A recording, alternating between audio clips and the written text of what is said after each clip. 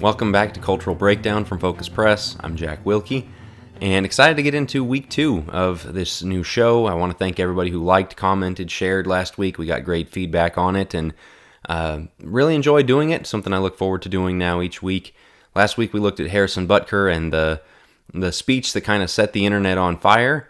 This week we're going to go on a little bit bigger picture look of the culture and things going on and the way culture develops, and again, take a bit of a bigger picture look. Week to week, there aren't always those kind of all attention capturing stories like there were with Butker last week. When there are those, that's exactly what we're going to focus on this show.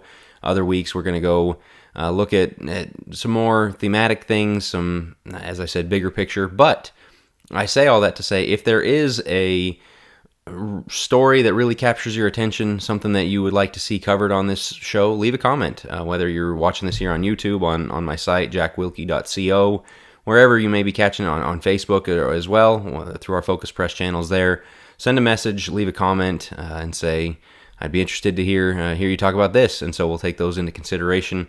As always, I'm going to invite you to like the YouTube video, subscribe to the Focus Press channel. We've got a lot coming out every week on top of these episodes, our podcasts, other things that we're doing.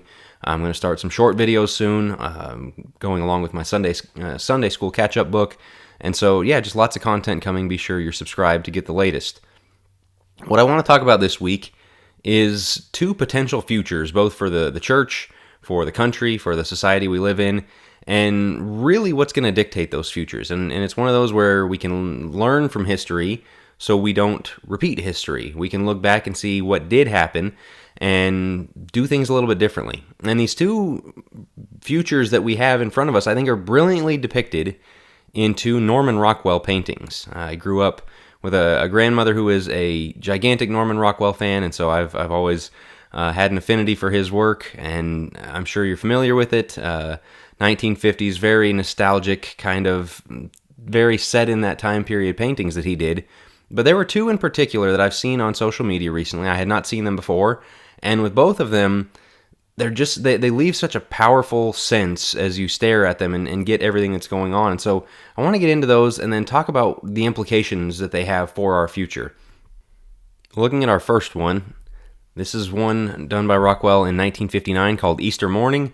There you see Mom has the kids all dressed up nice, headed to church, while Dad kind of, as you can see, there's a little bit of shame in it. He's slumping down, not wanting to be seen as they walk out the door to church, as he's there with his cigarette, his newspaper, and his bathrobe and pajamas, not interested, not tagging along with them, not joining in as the family goes to worship. Again, it's just a painting. It's just Norman Rockwell. He depicted a million different things, but you look at what's happening here with this family, and you look at 1959, and you think about the way the culture has devolved from 1959. You look at the way church has declined since 1959. You look at youth dropout rates from 1959 on, and to me, this image captures it right here. When Dad isn't right up front leading Mom and the kids to church, when he's not involved, when he's not spiritual, things happen. There are consequences from that. There's fallout that comes from that. And, of course, we know about fatherlessness and statistics of how negatively that impacts society. Things like their academics, things like their mental health, the crime. As you see, just some of the stats I've put up here about the poverty they grow up in. The children of single-parent homes are more than twice as likely to commit suicide. 71% of high school dropouts are fatherless.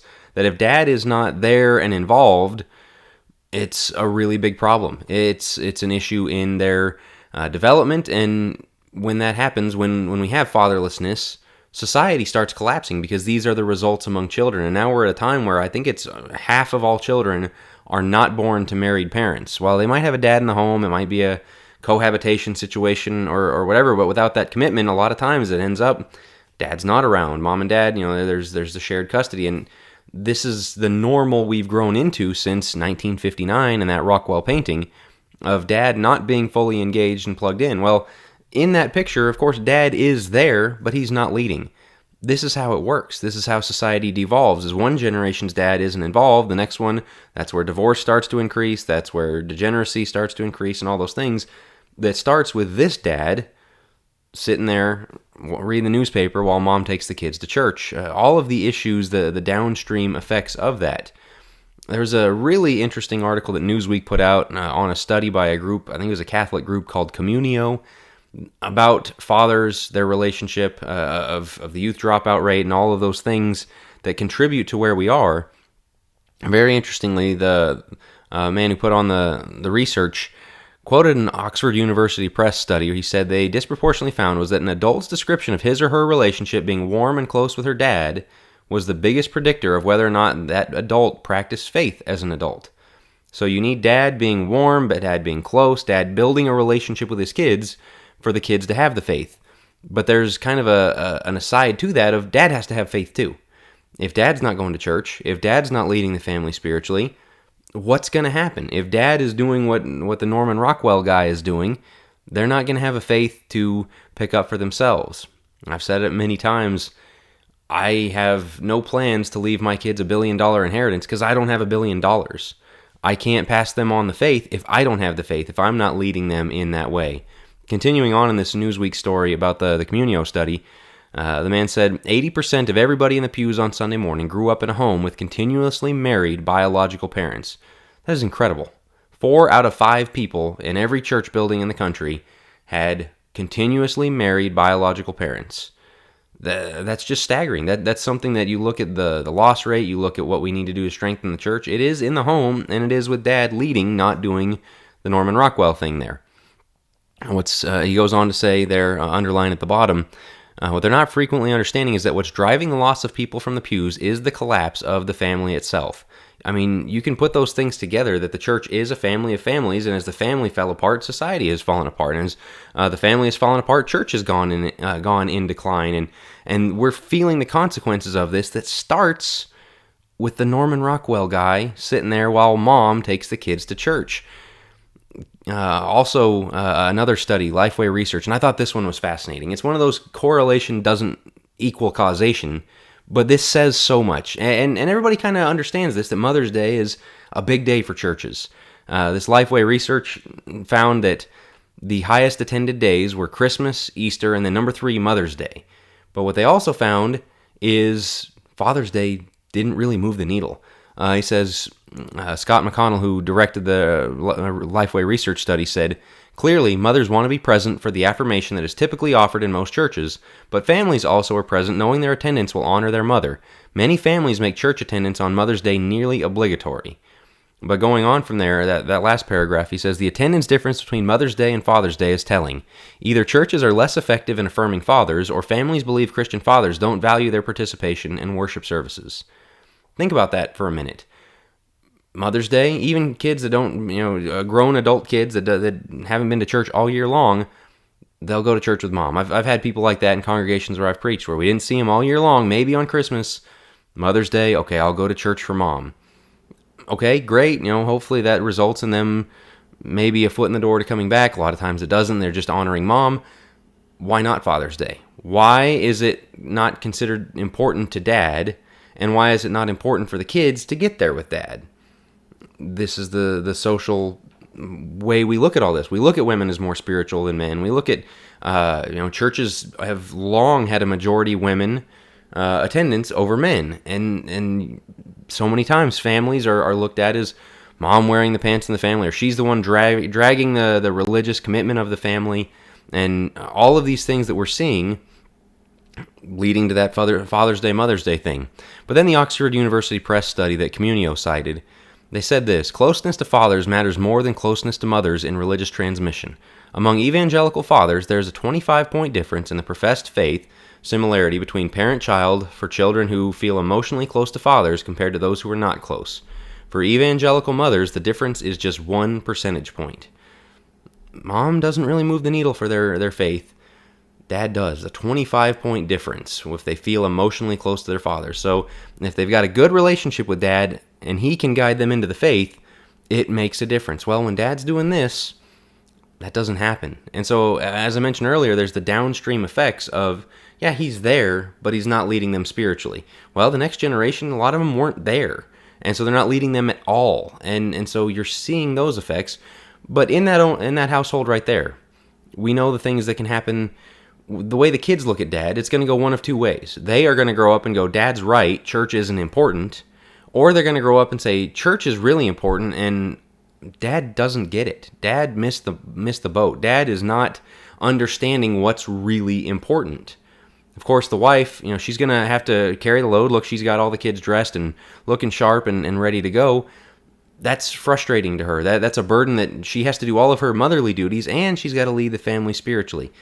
That's not helpful. That is something that's difficult for her. But then there's also going to be that frustration. She doesn't respect him, and even if she's a good, godly, devout woman, she's trying, but there is going to be that tension in between them of, I'm doing your job. Get your act together, buddy, and I've got to lead the family spiritually. I've got to keep the kids in line in that way, make sure they're getting to church, and as they grow older, if they start drifting away from church, her resentment of dad is going to grow. It's really an ugly picture, but it happens so many times. You're going to end up with daughters who maybe don't respect dad, or don't share the faith with him. What all those things we just looked at can happen. You're going to have sons who grow up living for mom's approval because dad's doesn't matter that much. If the son stays religiously, mom is his rock. You can see this a little bit with Paul talking about Timothy and your mother and your grandmother, and that was great. But there's also a little bit of Paul telling Timothy, all right, it's time to man up. Well, he didn't learn masculine spirituality from his dad because he wasn't involved. It was this situation you see right here. And so with that, part of the problem is there's a lack of role models in the Bible. Noah comes off the ark. He's the blameless one, the kind of the last man standing on earth, and yet his own family. Ham immediately falls away.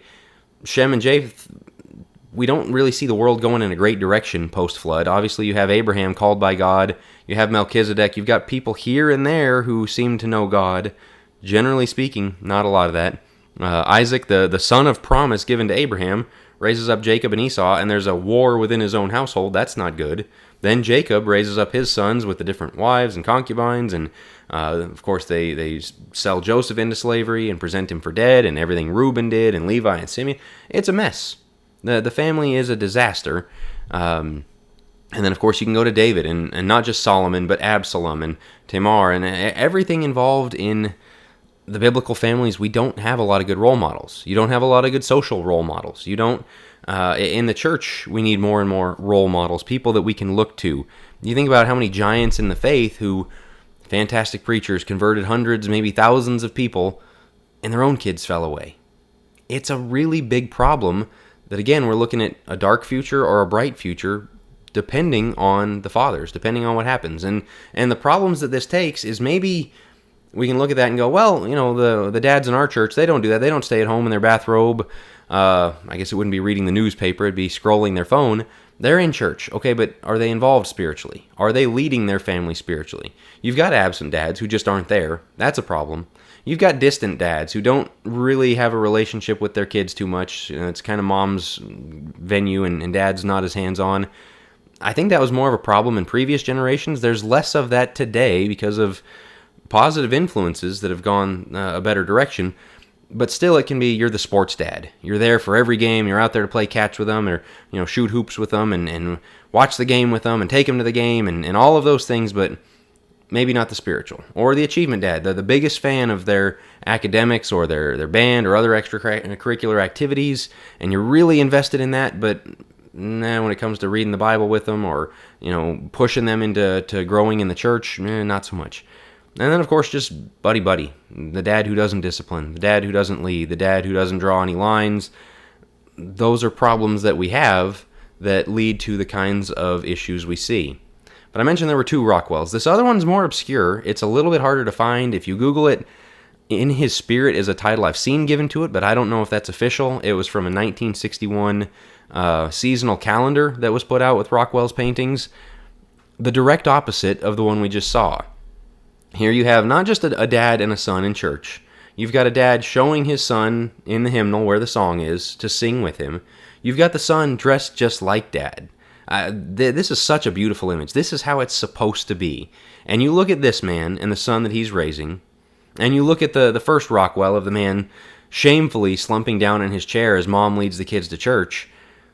This, as I said, it's the two futures before us, is if we've got men doing this job, it's a bright future. And things are tough right now. Things are probably going to be tough for a little while, but this is the path forward. And I think you can see that from the scriptures. When you look in Malachi 4, when it's talking about John the Baptist coming as Elijah the prophet, and then Jesus coming, the promise is the hearts of the fathers are going to be returned to the children, the hearts of the children to the fathers, because that is a big dynamic of when things aren't going well, is the family falling apart and not passing things on generationally. I mentioned we don't have many good role models.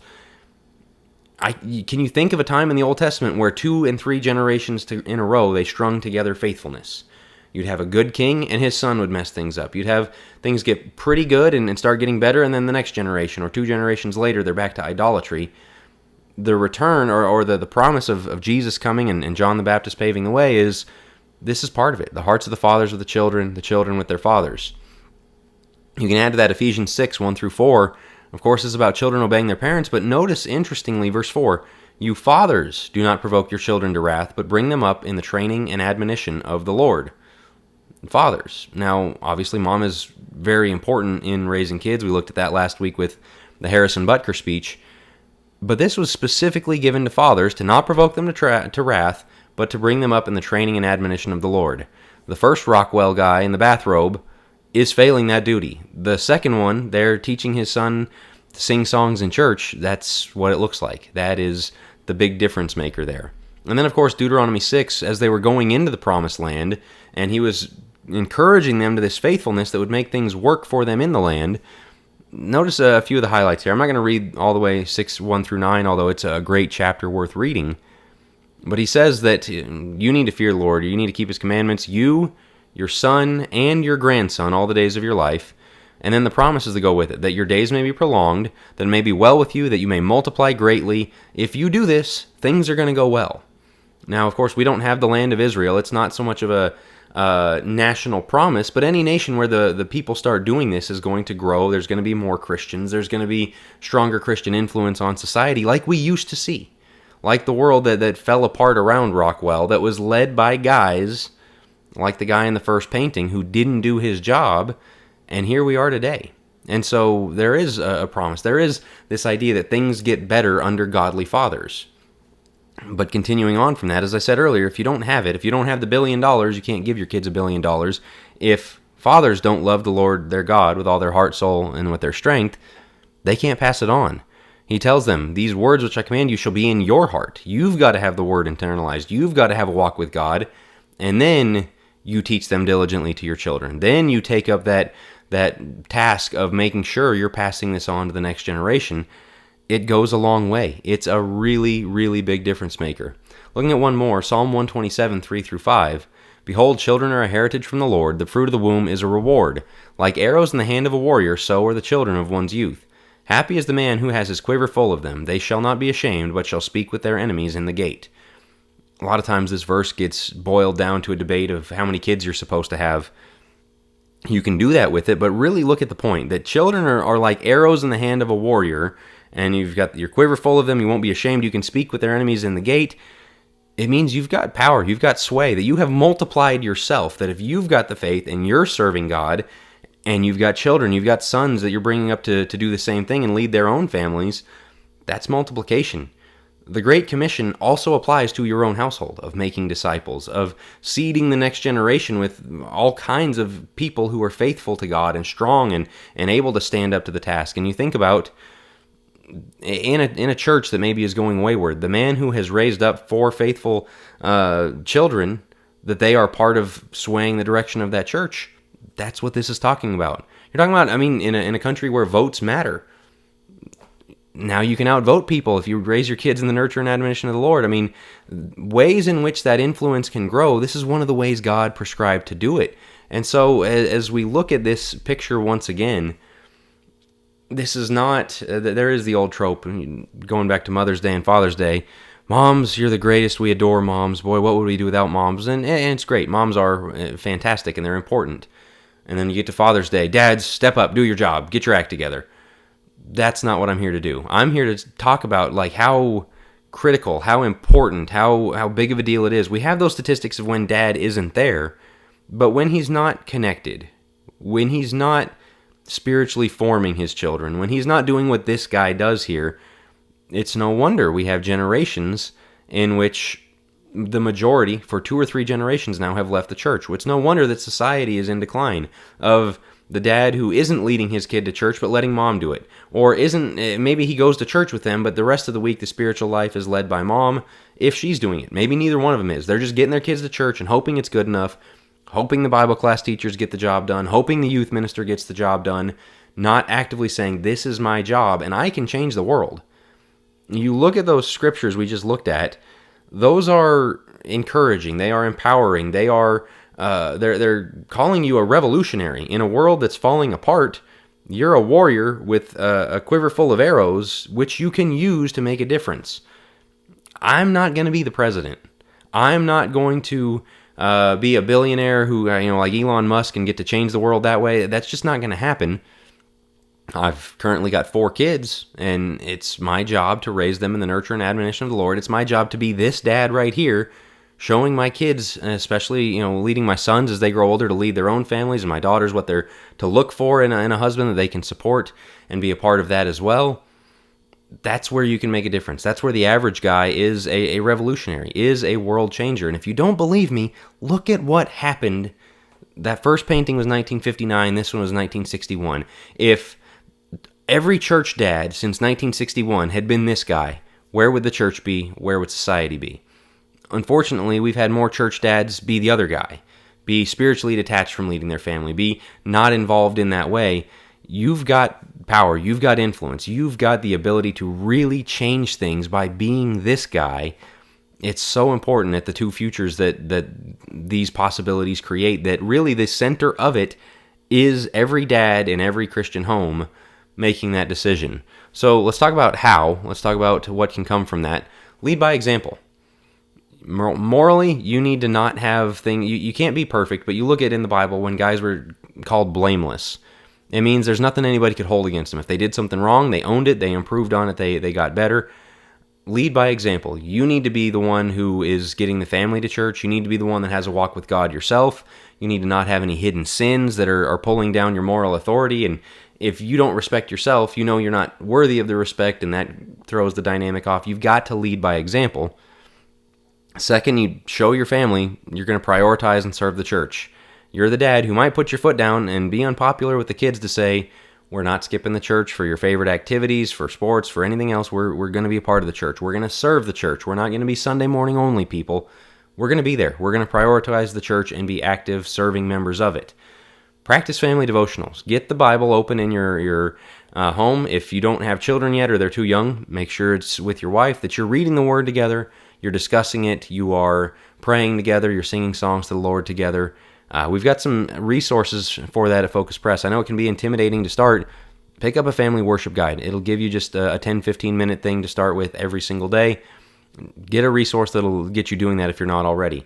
Discuss the Bible. Discuss life. Not just at devotional time, but as Deuteronomy 6 said, when you rise up, when you lie down, as you go in the way, as you sit in your house, talk about what's going on in your kids' lives. Talk about with your wife. See the world. Talk about current events. Talk about role models. Talk about the things that you're seeing going on in the world around you. Have those discussions. Be involved in their life. That emotional warmth that we looked at in those studies earlier, that they know they can turn to you. Protect and shelter as necessary. There might be a time to decide, you know what, my kid doesn't need a phone. You know what, I'm going to put the parental controls on there so they can't get on certain sites. They can't use certain social media that I think is leading them the wrong way. I'm going to turn off certain TV shows, whatever it may be. That is the job of the dad at a certain point, to spiritually protect the family until they're really mature enough to handle and discern and know where they're supposed to go. Of course, pray diligently. Pray hard.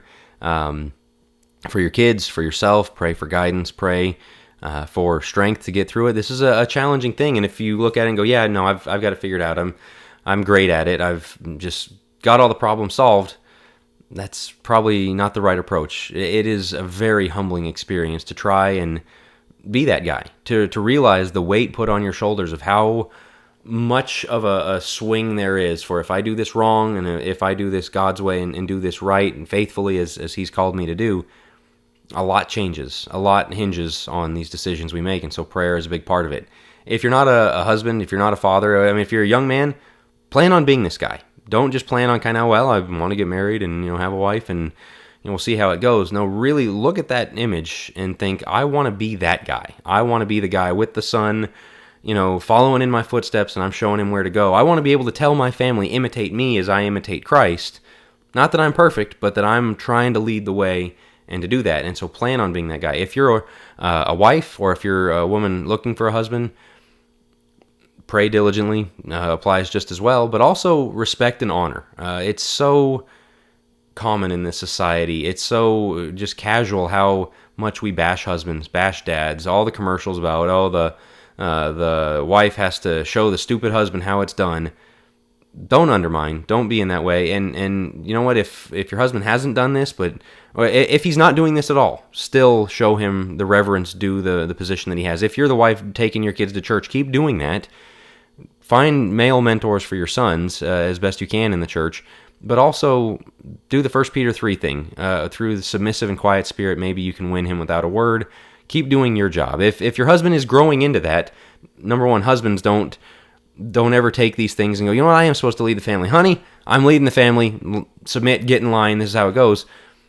Lead by example. You are going to have to be outspoken at some point, but if you haven't been there, you don't get to go in and start throwing weight around. That doesn't ever work for anybody.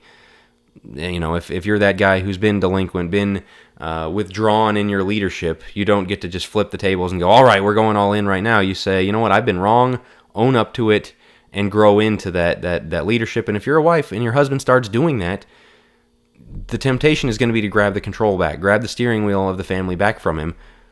He might make some mistakes. He might not do it the way you would do it. He might not do it perfectly. Submit, honor, realize that, man, he's taken on a heavy burden here, and he's owning up to it, and he's doing what he can, and pray for him, support him in that. And so, again, I think there's just so much to be learned from those two Rockwell images. Again, you look at the dates on them, 1959, 1961, and everything we've lost since then. You look at no-fault divorce, you look at abortion, you look at the drug culture, the things that happened in the 60s and 70s. It would be the kids walking through that picture in 1959 with their mom to church were the generation of Woodstock, were the generation of the 70s, the hippie, flower power, all the drug culture. Things went downhill in a hurry. And you just look at the influence, the things that can happen of fathers really stepping up to that role. It's two futures in front of us, and the biggest determinant, I am fully convinced, is Christian men raising Christian sons and daughters with their Christian wives, leading them in the way they should go so we can pass it on to the next generation and have a bright future for the church. As always, I'm going to invite you to like and comment here on the YouTube channel if you're watching it here, or whichever venue you're finding this video on. Make sure you're subscribed to Focus Press on YouTube. As I said before, we've got lots of content coming. You can find my writing at jackwilkie.co, where I'll send out a couple of emails a week. You'll get the updates on that and other things going on. I'll put up a screen here at the end, the different places you can find me, find our work, and I will talk to you guys next week. As I said, if you have a suggestion, if you have a news story you would like to see covered on Cultural Breakdown, or something like this, a bigger picture topic to say we should talk about something in the way that we just talked about fatherhood, be sure to pass it on. I would love to hear it, and I will talk to you guys next week.